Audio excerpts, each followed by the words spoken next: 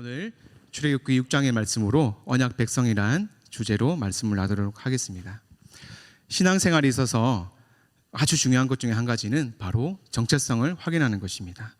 내가 누구인지 아는 것은 내가 무슨 일을 해야 하는지 명확하게 제시해 주기 때문입니다. 내가 누구인지 명확하게 알지 못하는 사람은 그저 자기들 기준 안에 중요하다고 생각되어지는 일들에 집중하거나 또는 다른 사람들의 평가에 집중하거나 또는 내 앞에 주어진 일들을 감당하기에 집중합니다.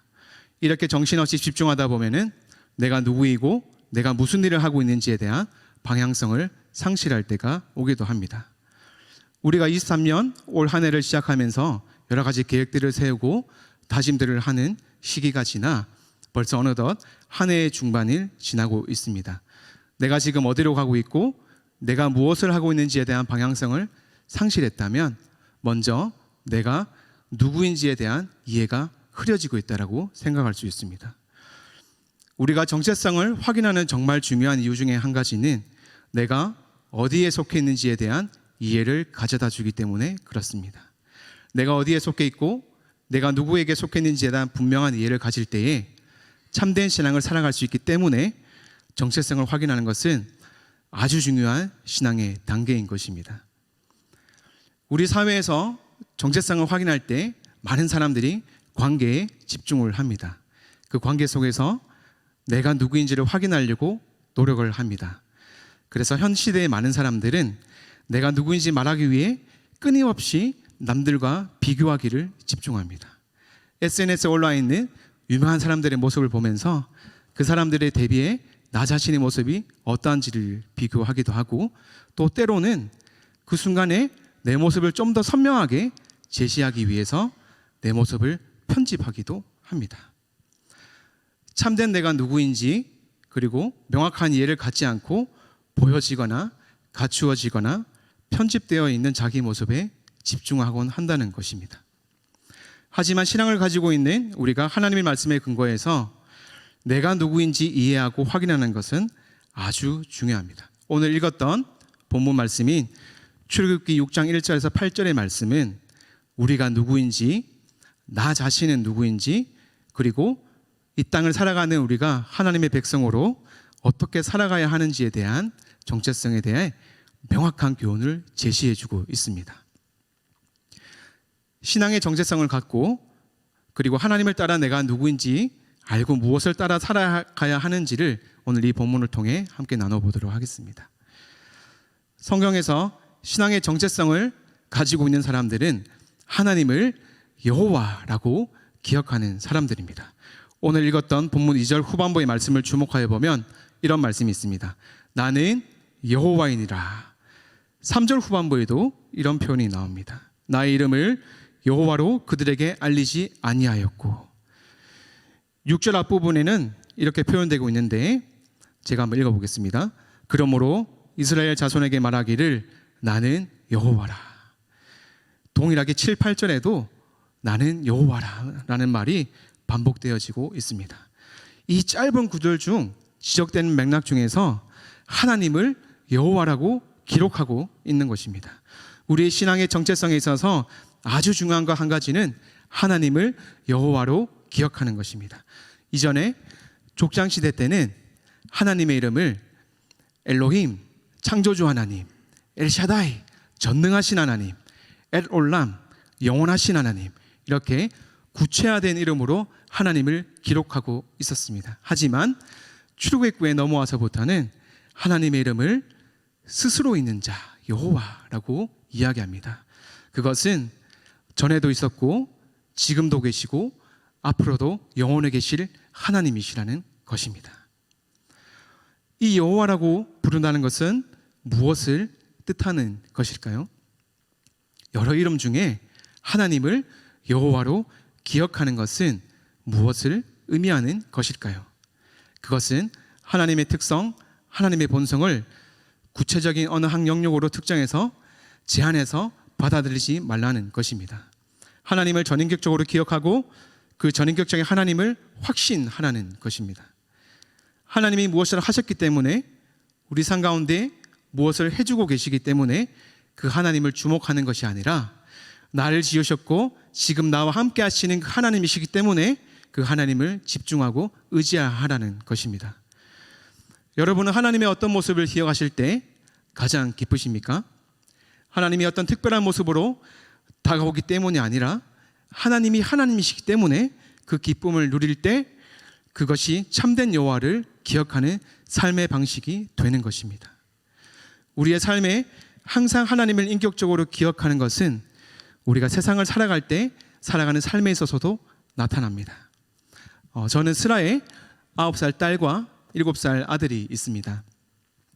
어린 자녀들을 양육해 보신 분들은 아시겠지만 이런 아이들이 때론 말썽꾸러기 같아도 이 아이들이 부모에게 비추는 그 사랑과 애교는 어떨 때는 부모가 자식들에게 보이는 사랑과 애교보다 훨씬 더 크게 다가오기도 합니다.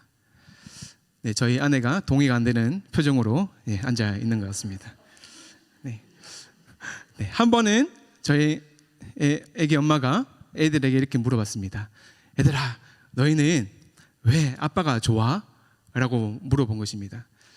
이 두 아이들이 하면서 생각을 하더니 그냥 아빠니까 좋아 라고 하는 거예요. 저는 이 말을 들으면서 이보다 더 위대한 신앙이 어디 있는가 라고 생각하게 되었습니다. 이처럼 이 아이들이 말한 것처럼 하나님이 나의 하나님이시기 때문에 그것에 힘이 있고 기쁨이 있다라고 고백하는 것은 특별한 모습으로 나에게 주어져서 무엇인가 내 삶에 해주시는 그 하나님을 기억하는 그 신앙과는 완전히 구별된 신앙을 하고 있는 것입니다. 여러분 주변에 친밀감 있는 사람이나 가족들을 한번 생각해 보십시오. 그 사람들이 여러분에게 무엇인가를 해주었기 때문에 좋으신 사람들입니까? 아니면 여러분에게 무언가 이득되는 것들을 해주었기 때문에 좋은 가족입니까? 그렇지 않습니다. 여러분과 함께하고 슬프거나 좋을 때 늘 함께하기 때문에 좋은 사람들이고 가족인 것입니다. 이처럼 하나님 역시 우리가 무엇인가 부각되어져서가 아니라 있는 모습 그대로 인격적으로 우리의 삶을 존중해 주시고 함께해 주시기 때문에 우리 삶 가운데 좋으신 하나님이 되시는 것입니다. 그래서 본문에 있는 여호와를 기억하라 라는 것은 특별한 이미지가 아니라 하나님은 스스로 계시는 분, 그 하나님을 기억할 때 그것이 우리의 힘이 되고 신앙이 될 수 있는 힘이 되는 원동력이 될 수 있도록 우리의 신앙을 갖추어라는 것입니다. 오늘 읽었던 본문에서 두 번째 가르침은 하나님의 약속, 즉 언약을 기억하는 것입니다. 오늘 읽었던 4절과 5절을 함께 한번 읽어보도록 하겠습니다. 가나안 땅 곧 그들이 거류하는 땅을 그들에게 주기로 그들과 언약하였더니 이제 애굽 사람이 종으로 삼은 이스라엘 자손의 신음소리를 내가 듣고 나의 언약을 기억하노라. 아멘. 하나님의 언약을 기억하는 것, 언약은 우리 신앙에 있어서 아주 중요한 전방위적인 답입니다. 삶이 어려울 때 어려운 상황과 여건 속에서는 답을 찾는 것은 아주 어렵습니다. 신앙은 명료한 답을 찾는데 늘 그 기준을 제시하고자 합니다. 그러다가 신앙생활을 할 때 곤욕스러운 상황이 우리 삶 가운데 부닥치게 될 때면 이것이 어떤 길을 갈 수 있는지, 어떤 것을 우리 삶 가운데 의미를 부여하는지에 대한 답을 찾으려고 노력을 합니다. 그래서 코넬리우스 반틸이라는 아주 유명한 신학자요 변증학자는 이렇게 얘기했습니다. 이 세상의 부조리는 하나님의 선하심의 문제가 아니라 우리 인간의 연약함의 문제다라고 정당화된 답변으로 대답을 했습니다. 하지만 현실적으로는 동의가 되지 않습니다. 여러분, 삶이 곤욕스러울 때 우리가 해야 할 일은 명확한 답을 찾는 것이 아니라 하나님의 약속을 기억하는 것입니다. 우리의 삶에서 중요한 과제는 힘겹고 어려운 삶의 자리에서 이것이 의미가 무엇인지 답을 찾으려고 노력하는 것이 아니라 지금이 삶의 과정이기 때문에 하나님의 약속을 기억하면서 살아내는 것입니다. 팬데믹이 주어졌을 때 많은 신학자들이 이런 얘기를 하였습니다. 답을 찾지 말고 하나님의 약속을 기억하십시오. 이 과정이 하나님의 선하신 손길 안에 있다는 것입니다. 하나님의 말씀을 기억하는 방식이 있습니다. 그것은 오늘 읽었던 본문에 보면 나와 있습니다. 5절 말씀 함께 한 번 더 읽어보도록 하겠습니다. 이제 애굽 사람이 종으로 삼은 이스라엘 자손의 신음소리를 내가 듣고 나의 언약을 기억하노라. 아멘. 5절 앞부분에 이제 애굽 사람이 종으로 삼은 이스라엘 자손이라고 이야기하고 있습니다. 하나님의 약속을 기억하는 사람은 이 세상의 관점에 의해서 자기 자신의 모습을 바꾸지 않습니다.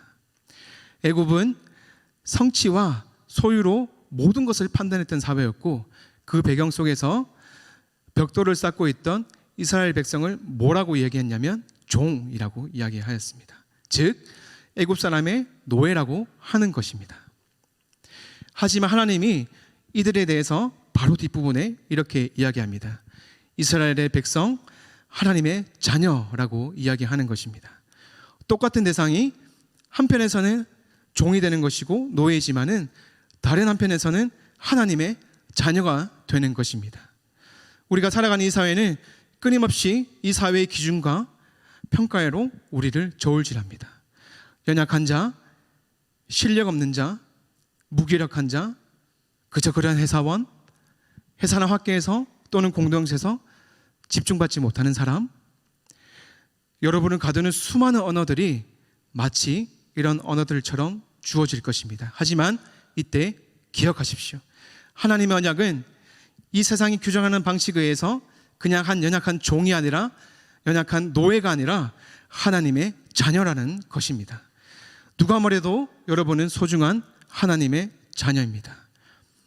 여러분 스스로 내면에서 올라오는 여러 가지 부정적인 것들, 나는 왜 이것밖에 안 되지? 나는 왜 이런 사람이지? 와 같은 말들로 여러분을 규정짓지 마십시오. 회사나 학교에서 받는 평가들로 여러분을 가두지 마십시오. 동료들이나 주변 사람들이 여러분을 외면하고 소외하는 것들 때문에 그것에서 여러분 스스로를 가두지 마십시오. 여러분은 여러분과 함께하는 그 하나님 안에서 여러분은 이 세상의 노예가 아니라, 종이 아니라 하나님의 소중한 자녀들인 것입니다. 그것에서 힘을 얻으셔야만 합니다. 이 언약 안에서 힘을 얻으셔야만 하는 것입니다. 그것이 우리의 삶의 소망이기도 합니다. 여러분 스스로를 하나님의 언약 안에 있는 자녀라는 확신이 여러분의 기도 제목이 되어야만 합니다. 그리고 나서 우리가 세 번째로 기도해야 할 제목들은 하나님의 일하심을 확신하고 참여하는 것입니다. 오늘 읽었던 본문 6절과 7절 후반부에 이런 표현이 나옵니다. 제가 한번 읽어보겠습니다. 그러므로 이스라엘 자손에게 말하기를 나는 여호와라.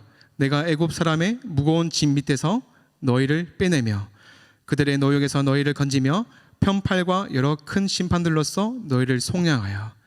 7절 후반부 나는 애굽 사람의 무거운 짐 밑에서 너희를 빼낸 너희 하나님 여호와인 줄을 너희가 알지니라.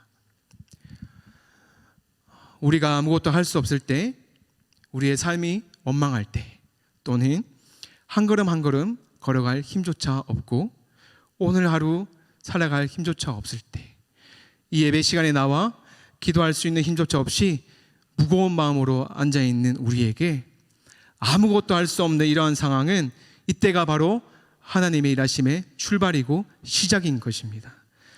하나님은 여전히 노예로 있는 이스라엘 백성에게 현재의 진행형으로 이렇게 말씀하십니다. 빼내고 건지시고 속량하겠다라는 것입니다. 우리가 아무것도 할 수 없을 때에 그것은 우리 스스로의 무능력을 드러내는 것이 아니라 우리 밖에서 주어지는 하나님의 은혜를 경험해야 하는 가장 중요한 시점이라는 것입니다. 힘겨우십니까? 지치십니까? 아무것도 할 수 없는 그 자리에 주저앉아 있다면은 그 자리에 하나님의 은혜가 가장 강력하게 임하는 시간임을 기억하시기 바랍니다. 은혜는 자기 스스로 무언가를 해결할 때 은혜라고 하지 않습니다. 우리 입술에서 마음에서 고백하는 은혜는 여러분 밖에서 여러분에게 주어질 때 은혜가 되는 것입니다. 하나님께서 그 은혜를 우리에게 보여주는 하루하루의 삶을 여러분에게 제시하고 싶어 하시는 것입니다. 우리가 어떻게 은혜에 참여합니까? 은혜에 참여하는 방식은 눈앞에 주어져 있는, 만들어져 있는 도로를 찾아가는 것이 아닙니다. 가야 할 방향성에 하나님이 보여주시는 길을 찾아가야 하는 것입니다. 도로와 길이 무엇이 다릅니까? 도로는 이미 만들어져 있고 완성되어 있기 때문에 우리가 보기에는 안정적인 것이고, 길은 도로와 달리 가야 할 방향성 안에서 걸어가면 그 자체가 새로운 길이 되는 것이고 과정이 되는 것입니다. 우리는 도로와 길을 끊임없이 비교하며 때론 타협하기도 합니다. 하나님께서 원하시는 것은 만들어져 있는 도로에 집중하지 말고 가야 할 길에 개척하는 삶을 원하신다는 것입니다. 그것이 은혜의 자리라는 방식입니다. 여러분의 삶의 자리가 만들어져 있는 길 위에 있다고 단정짓지 마십시오. 길을 찾는 여러분이 되셔야만 합니다. 이제 말씀을 정리하겠습니다. 이스라엘 백성이 애굽을 떠나려고 할 때 하나님은 도로를 보여주신 것이 아니라 길을 보여주셨습니다. 광야를 걸어가는 모든 과정과 완성된 도로는 없지만 이스라엘 백성에게 길을 개척해 주셨습니다. 여러분의 인생은 은혜의 그 무엇과 연결되어 있어야만 합니다. 여러분에게 있는 도로에 집중하지 마시기 바랍니다. 그것이 대부분 길이라고 생각하지만 하나님이 여러분에게 다가오셔서 이끌어 가시는 그 삶의 모습은 대부분 처음 걸어가야 할 길일 수가 있습니다. 그것이 애굽 사람에게 갇혀 있는 새로운 길을 걸어가야 할 이스라엘 백성에게 주어진 소명인 것입니다.